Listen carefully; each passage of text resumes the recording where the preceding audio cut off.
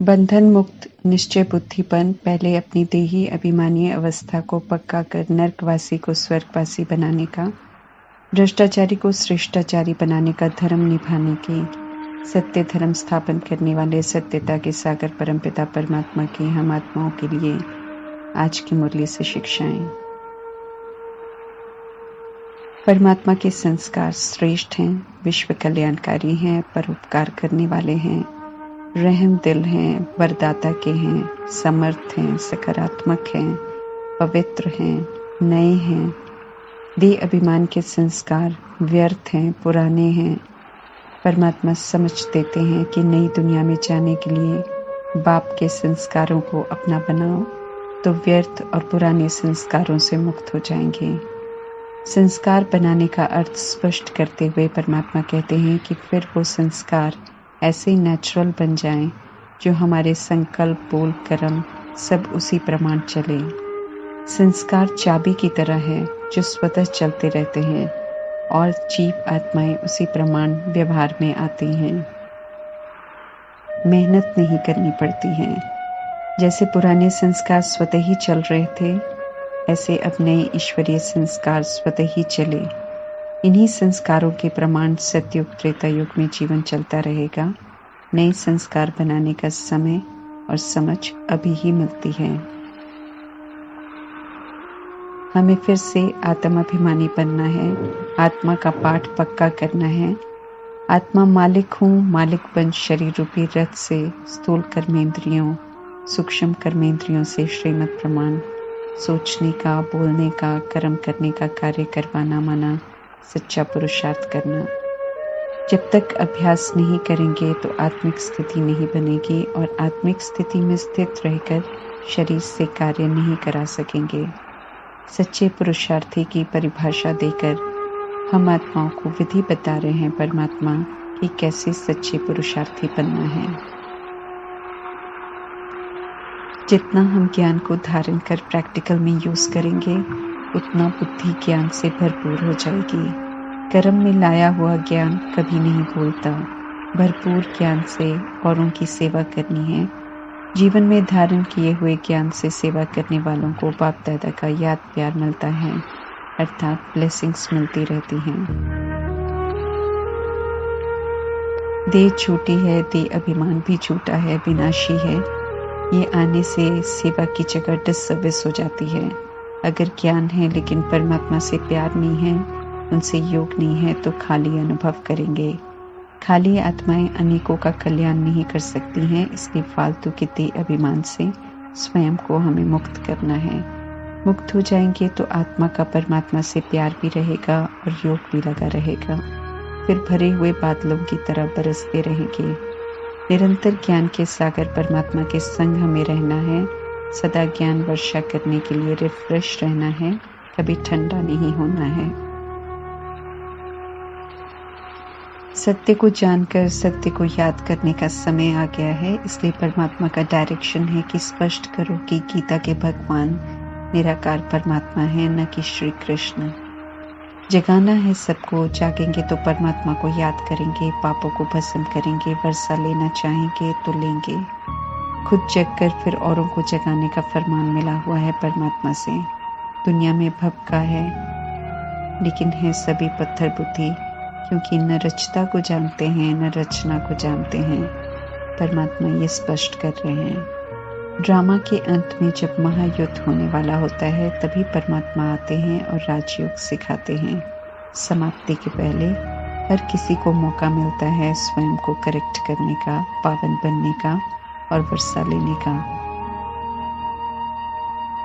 पुनः शांति स्थापन होने के लिए और दुनिया से पतितपने को भस्म करने के लिए महाभारत का युद्ध होता है, इसलिए इसे कल्याणकारी कहते हैं। आत्माएं जो विकारों से, बंधनों से, पापों से बोझिल हो गई हैं, वो इस युद्ध द्वारा पवित्र बन विकारी शरीरों से मुक्त होती हैं। स्थूल विनाश वाले विनाश करते हैं, उससे पहले परमात्मा शांति के स्वधर्म की समझ देकर शांति और श्रेष्ठाचारी दुनिया की स्थापना करते हैं।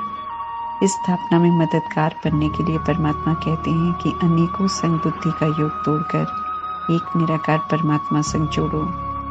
अपनी देह भी विनाशी है, इसलिए देह सहित जो कुछ देखने में आता है उन सब से बुद्धि का योग तोड़ना है, क्योंकि वापस शांति धाम अपने घर जाना है। इसलिए जहाँ जाना है उस घर को याद करना है, फिर से सतोगुणी बनना है, निराकारी स्थिति बनानी है। जैसे आए थे वैसा ही हमें बनना है। मृत्युलोक अर्थात कलयुग समाप्त हो अमर लोक आना है, तो अमर कथा सुन कथा को अमल में लाकर अमर बनना है। दैवी गुणों को धारण करना है और संपूर्ण निर्विकारी बनना है, क्योंकि अमर लोक में दैवी गुणों वाले देवता रहते हैं। बनना हमें इसी संगम युग में है, इसलिए मृत्यु लोक से बुद्धि का योग हटाना है। द्वापर युग कलयुग में अपवित्र होते हैं, इसलिए मंदिर बनाते हैं और देवताओं के जड़ चित्र बनाकर पूजते हैं। सतयुग में सब पवित्र होते हैं, इसलिए वहां मंदिर नहीं होते। परमात्मा समझ देते हैं कि माया के भपके का अंत होने में देरी नहीं लगेगी, इसलिए पहले से ही पुराने शरीर, पुरानी दुनिया का भपका धन दौलत से डिटैच होना है, ताकि जब खलास हो तो बुद्धि का योग इनसे न हो। भगवान की बातों को समझना है और बुद्धि में उसे बिठाना है। आत्म अभिमानी बनने में मेहनत है। इस सावधानी को गंभीरता से लेते हुए स्वयं से बात कर स्वयं को पक्का कराना है कि हम आत्मा हैं और ये सत्य परमपिता परमात्मा हमें बता रहे हैं। जैसे संस्कार हम अभी बनाएंगे उसी अनुसार एक शरीर छोड़ दूसरा धारण कर पाठ बजाएंगे। याद से विक्रम विनाश करने हैं, इसे भी गंभीरता से लेना है, क्योंकि परमात्मा ये स्पष्ट करते हैं कि हम सभी ने द्वापर युग और कलयुग में खुद को देश समझकर पाप कर्म किए हैं। कर्म का हिसाब या तो सजाओं द्वारा चुकता करना पड़ता है या अभी याद की विधि मिली है। अभी हल्का लेंगे, सजाओं द्वारा चुकता करेंगे तो सुनवाई नहीं होगी, मदद नहीं मिलेगी, सजा का अनुभव बहुत ज्यादा होगा और नई दुनिया में मर्तबा भी नहीं मिलेगा। मन को परमात्मा में लगाकर हिसाब चुकता करना सहज विधि है। पाप भी कटते जाएंगे, पवित्र भी बनते जाएंगे और श्रेष्ठ भाग्य भी बनता जाएगा। परमात्मा निराकार हैं, जन्म मरण के चक्र में नहीं आते, इसलिए अपने लिए शरीर नहीं लेते, लेकिन हम आत्माओं को विकारों की दलदल से निकालने के लिए परकाया का आधार लेते हैं। उन्हें अडॉप्ट कर ब्रह्मा नाम देकर फैमिली रचते हैं और युक्ति से पवित्र रहने की विधि बताते हैं, क्योंकि सब एक ही परिवार के हैं। बिगड़े हुए स्वरूप को मीठा पवित्र कहकर सुधारते हैं। पुरुषार्थ के अनुसार प्रारब्ध मिलती है। ज्ञान को हम जितना धारण करेंगे उतना ऊंच मर्तबा प्राप्त करेंगे। जो पढ़ाई अच्छी रीति पढ़कर धारण नहीं करते हैं, परमात्मा से योग नहीं लगाते हैं, उनसे प्यार नहीं करते हैं, वे अनपढ़ की लिस्ट में आते हैं। और नई दुनिया में जो अभी पढ़ते हैं, धारणा करते हैं, उनकी सेवा करते हैं, इसे कहते हैं पढ़े हुए के आगे अनपढ़ भरी ढोएंगे।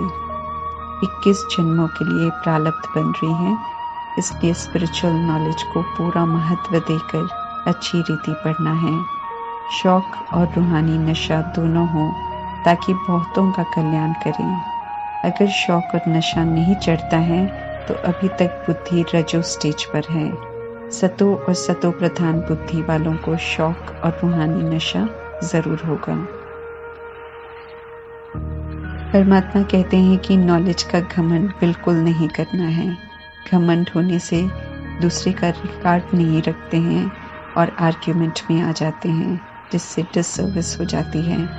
हमें ये याद रखना है कि नॉलेज मिलने से पहले हम भी वही भूलें कर रहे थे जो अज्ञानता वाले अभी कर रहे हैं। जैसे परमात्मा प्यार से नॉलेज देते हैं, ऐसे ही स्नेह से हमें औरों तक पहुंचाना है। जिन्होंने वर्षा नहीं लेना होगा वे नहीं पढ़ेंगे, लेकिन संदेश के आधार से अंत में परमात्मा को जरूर याद करेंगे। जो परमात्मा समझाते हैं वही बताना है हमें। डिससर्विस करेंगे तो उसकी भी सज़ा मिलेगी, गिरती कला में चले जाएंगे। सभी परमात्मा के बच्चे हैं, इसलिए उन्होंने ये मुरलियों में स्पष्ट किया है कि उनको प्यारे हैं और हम में से किसी का भी कोई हक नहीं कि हम किसी को कुछ उल्टा बोलें या किसी का डिसरिगार्ड करें। संदेश हमें सभी को देना है, लेकिन किसी के रीति रस्म की ग्लानि नहीं करनी है। जब हम श्रीमत के विपरीत चलते हैं तो परमात्मा साथ छोड़ देते हैं और राहों का ग्रहण लग जाता है, दुर्गति की ओर चल पड़ते हैं। चाहे कोई ज्ञान में चले या नहीं चले, परमात्मा समझाते हैं कि किसी की भी कमी को नहीं देखना है, किसी की टिक्का टिप्पणी नहीं करनी है, किसी का मजाक नहीं उड़ाना है। देखने से वो कमी हम में भी आ जाएगी और थोड़े समय में वही कर्म हमसे भी होंगे। इसलिए हमें बहुत संभल कर चलना है और खुद को देख खुद को श्रीमत प्रमाण करेक्ट करना है। औरों को करेक्ट नहीं करना है, उन्हें सिर्फ परमात्मा का संदेश देना है, वो भी रूहानी सेवाधारी बनकर और उन्हें भी आत्मा परमात्मा की संतान समझकर। इस पर भी विशेष ध्यान खिंचवाते रहते हैं परमात्मा, ताकि हमसे कोई भूल ना हो, ताकि हम में किसी भी तरह का अभिमान ना आए। ओम शांति।